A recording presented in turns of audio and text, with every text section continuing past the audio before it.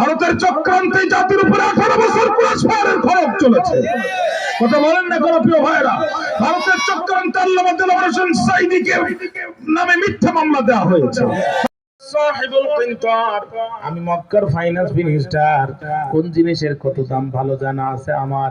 অতএব যেই টাকা দিয়ে করছো করায়, একই টাকা দিয়ে করবা বিক্রয়, 1 টাকা লাভ পাবা না, তালবানা করলে জীবনও ফেরত পাবা না। কারণ আমি শুধু অর্থমন্ত্রী না, আমি স্বরাষ্ট্রমন্ত্রী। 2টা মন্ত্রণালয় আমি বর্তমানে চালাই। আমার সাথে বেয়াদবি করে পার পাবা না। মাল এনেছো মাল দাও, যেই টাকা দিয়ে কিনছো ওই টাকাটাই শুধু নাও। আজও দেখেন পরিস্থিতি তাই। 10 টাকার চাউল খাওয়ানোর নাম করে মানুষগুলোকে নিজেদের গন্ডির ভিতরে ঢুকাইয়া দ্রব্য মূল্য নামে সিন্ডিকেট করে 10 টাকার আমার ভাইরা 60 টাকার চিনি, 120 টাকা, 30 টাকার কাঁচা জাল, 300 টাকা বানায় যারা আবু লাহাব তারা। জাতিকে জিম্মি করা, এটা আবু লাহাবের বৈশিষ্ট্য। জাতিকে জিম্মি করা।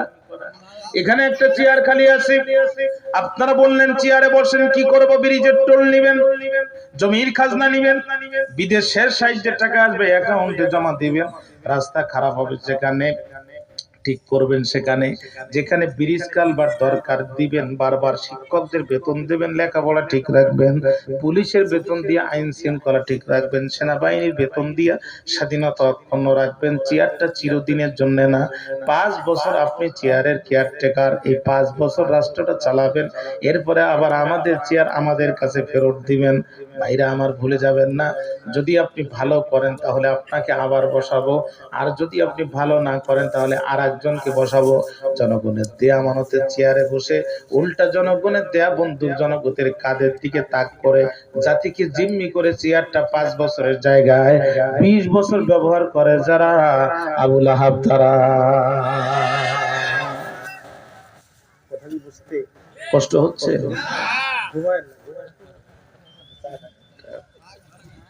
মনোযোগ আছে আমার? মনোযোগ আছে? তাহলে 3 নাম্বার বৈশিষ্ট্য। 4 নাম্বার দেখেন, আল্লাহ রাসূল সিজদায় আবু লাহাব পাশ দিয়ে যায়।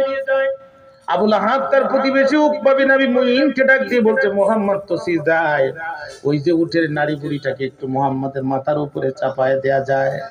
উকবা বিন আবি মুঈন এই নির্দেশ পাওয়ার পরে উটের নাড়ি বুড়ি নিয়ে চাপায় দিল রাসূলুল্লাহর উপরে।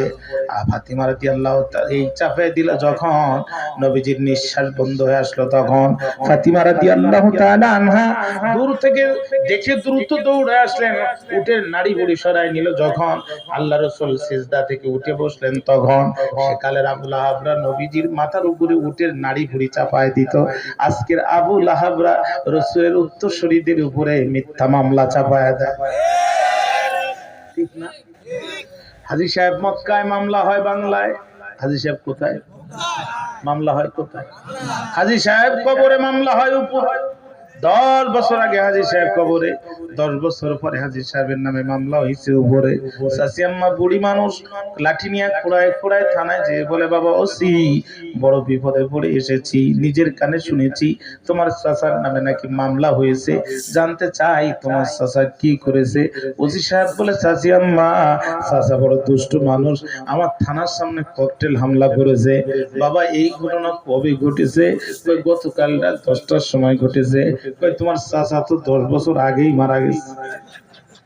এই বুড়া এত খারাপের খারাপ, মরার পরও জ্বালানো বন্ধ করলো না। এই বুড়ার সাথে আমার বুড়ির মহব্বতটা এত গভীর ছিল, মেয়েদের বাড়িতে যেত যখন বুড়া টেলিফোন করতো, তখন ওরে বুড়ি যত রাত হোক বাড়িতে আসো তাড়াতাড়ি, তোমারে ছাড়া কেমনে ঘুমাতে পারি। এই মহব্বতের বুড়া আমার 10 বছর আগে গেল কবরে, মাত্র 2 বার উঠলো উপরে। একবার কত নির্বাচনের সময়, আর একবার তোমার থানার সামনে ককটেল মারার সময়। যেই বুড়া কবর থেকে উঠে দিন দুপুর বেলা ভোট দিতে পারে, ওই বুড়া কিন্তু সামনে আবার উঠতে পারে। ঠিক না? ঠিক না? ঠিক না? কাজী তুমি আমার মোবাইল নাম্বারটা নাও, আমার চেয়ারম্যানের নাম্বারটা নাও। বুড়া যদি এবার কবর থেকে কোনোদিন ওঠে, শুধু ধরে আমার কাছে জমা দিবা।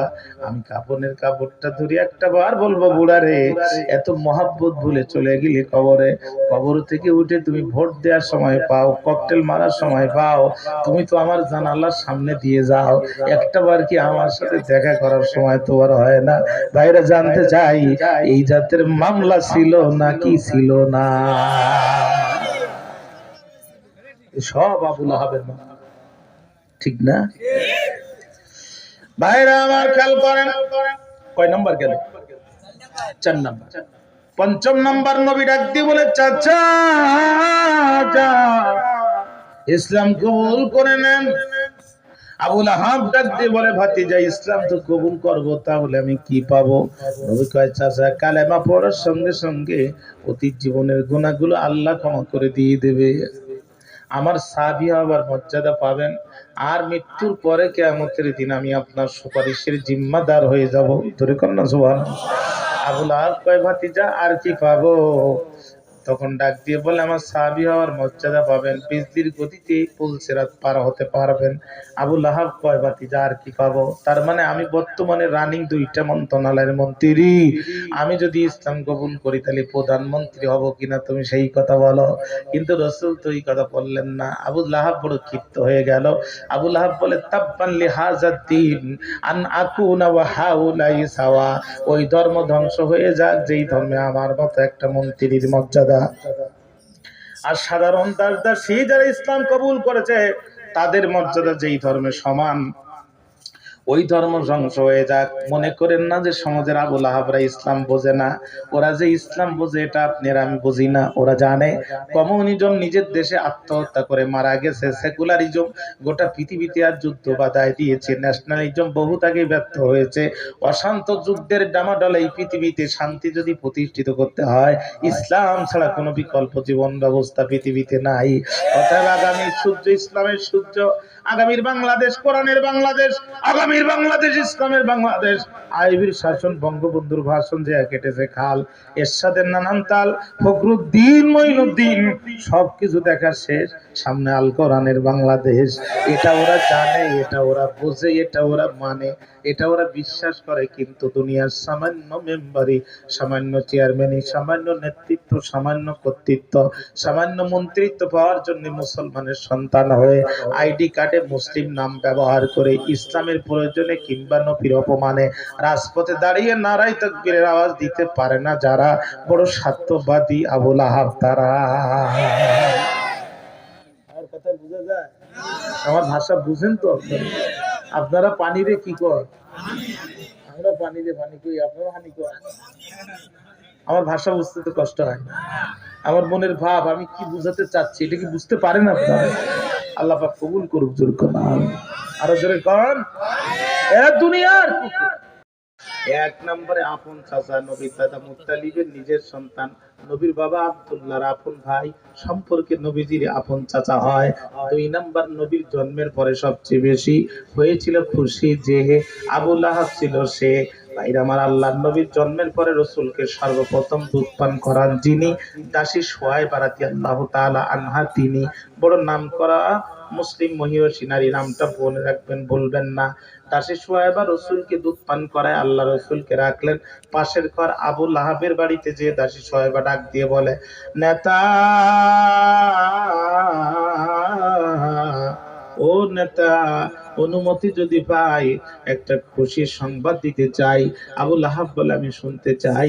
দাসী সুহায়বা বলে, তোমার মৃত ভাই আব্দুল্লাহর ঘরে আলোকিত করে পৃথিবীতে এসেছেন যিনি, লোকে বলে তারে মুহাম্মদ, তিনি। জোরে কান্না সুবহানাল্লাহ। ভাইরা আমার, আবুল আহাব বসা ছিল।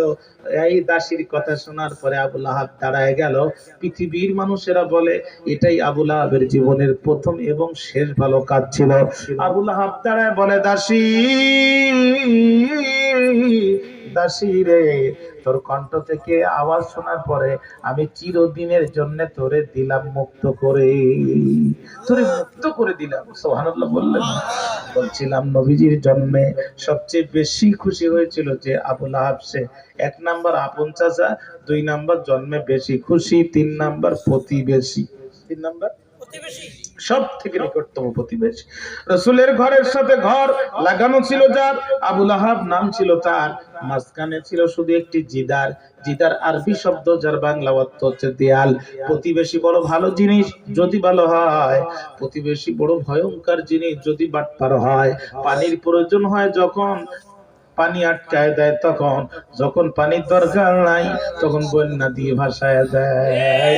জানতে চাই এই জাতের প্রতিবেশী সমাজে আছে না? না, আমার পছন্দের সরকার আমি রাখতে পারলাম না, গেটের মুখ খুলে দে, নোয়াখালী লক্ষ্মীপুর ভাসায় দে। আছে না? অর্থাৎ ভারত হচ্ছে বাংলাদেশের 1 নম্বর শত্রু। ভারতকে যারা শত্রু মনে না করে তারাই দেশের শত্রু। ভারতের চক্রান্তে জাতির উপরে 18 বছর পুরস্কারের খরচ চলেছে। কথা বলেন না কোনো প্রিয় ভাইরা? ভারতের চক্রান্তে আল্লামা দেলোয়ার হোসেন সাঈদীকে নামে মিথ্যা মামলা দেওয়া হয়েছে। ভারতের চক্রান্তে তার 13টি বছর কারাগারে রাখা হয়েছে। বারবার ফাঁসির কাস্টে ঝুলানোর চেষ্টা করা হয়েছে। ব্যর্থ হয়ে পিছনে দরজা দিয়ে ইনজেকশন পুশ করে শাহাদাত বরণ করতে বাধ্য করেছে। ভারত আমাদের সরকারের সাথে গোপন চুক্তি করেছে। ভারত আমাদের চিটাগাং পোর্ট নেয়ার চক্রান্ত করেছে।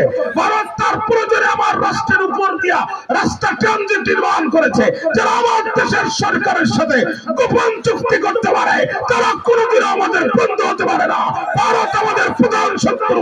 ভারতকে যারা শত্রু মনে না করে তারাই দেশের শত্রু। ঠিক না? তোমাদের পচা পেঁয়াজ আর আমাদের দরকার নাই, ও তোমরাই খাও। আমাদের বাজারে এখন যে পেঁয়াজ, 2 পেঁয়াজে 1 কেজি, এক একটা হাফ কেজি, ও খাওয়াও যাবে, ঢিলও ছোড়া যাবে। কথা বল না কেন? খাওয়াও যাবে, ঢিলও, কথা বলেন না কেন? আর ভারতের ওই যে রিপাবলিক বাংলা এক মলম বিক্রেতা আছে, চিংড়ি মাছের মতো শুধু লাফায়। এতে দেখাচ্ছে যে ভারতের উগ্রবাদীরা নাকি বাংলাদেশে হামলা করার জন্য সীমান্তে ভিড় করতেছে। আমরা তো বলতে দাদা শুধু ঢোকো, এমন তাকবীর মারবো ধুতি দিয়ে পালানোর টাইম পাবো না। ঠিক না? আমরা ভারতকে ভয় করি না। ভারতকে যারা ভয় করে তারা মুনাফিকের বাচ্চা। ভারতকে যারা ভয় করে তারা মুনাফিকের বাচ্চা। ভারতের সাথে আমাদের লড়াই করতে হবে, রাসূলুল্লাহর ওয়াদা। গাজাতুল হিন্দে যারা অংশগ্রহণ করবে বীরা হিসাবে তারা জান্নাতে চলে যাবে। অর্থাৎ ভারতকে যারা ভয় করে তারা মুনাফিক। ভারতের সাথে আজ হোক কাল হোক আমাদেরকে লড়তে হবে। আমরা লড়বো, আমাদের সন্তানরা লড়বে, তাদের সন্তানরা লড়বে, আমাদের বাবারা লড়বে, আমাদের দাদারা লড়বে। ভারতকে কোশ্চিন কালো আমরা ভয় পাবো না। ভারতের সাথে আমাদের সম্পর্ক হবে মাথা উঁচু করে, অংশীদারিত্বের ভিত্তিতে, গোলামীর জিঞ্জিরে নয়।